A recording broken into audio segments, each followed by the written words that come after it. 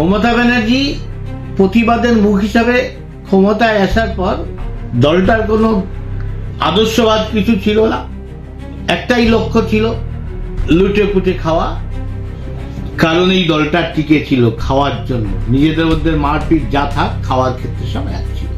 যারা একসময় বিভিন্ন অপকর্ম করে বেড়াতো তারাও গেরুয়া আবির মেখে 4 তারিখে 12টার পর তারা ভারতীয় জনতা পার্টির লোক হয়ে গেছে।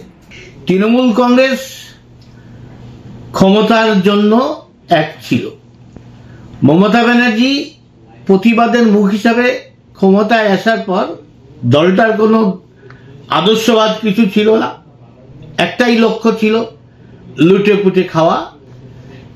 সমস্ত ক্ষেত্রে চুরি করে আখের গোছানো।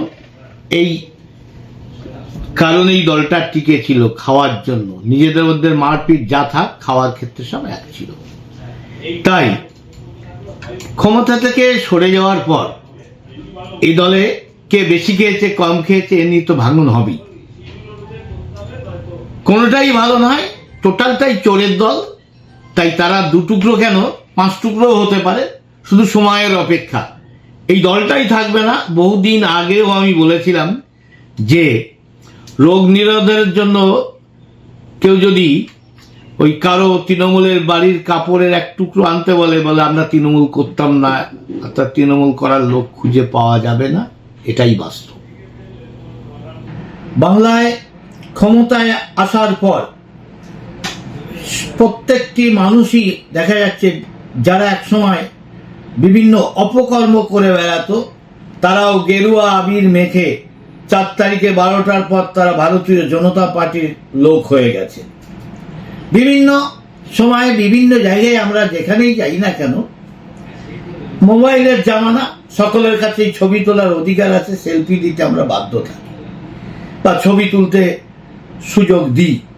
আর সেই সুযোগ নিয়ে কেউ যদি আমাদের ছবি দেখিয়ে আমরা এমপির কাছের লোক বা আমার সঙ্গে ভালো পরিচয় আছে, বন্ধুত্ব আছে, কোনো রকম চাকরি দেওয়ার নাম করে বিভিন্ন রকম তোলাবাজি করার সুযোগ নেয়, কোনো রকম অন্যায়ের সঙ্গে আপোষ করব না। তাই আপনারা এই রকম লোক যারা ছবি ব্যবহার করে আপনাদের টাকা আত্মসাৎ যদি করে থাকে বা চাকরি দেওয়ার নাম করে টাকা তুলতে থাকে, কোনো মতেই টাকাও যেমন দেবেন না।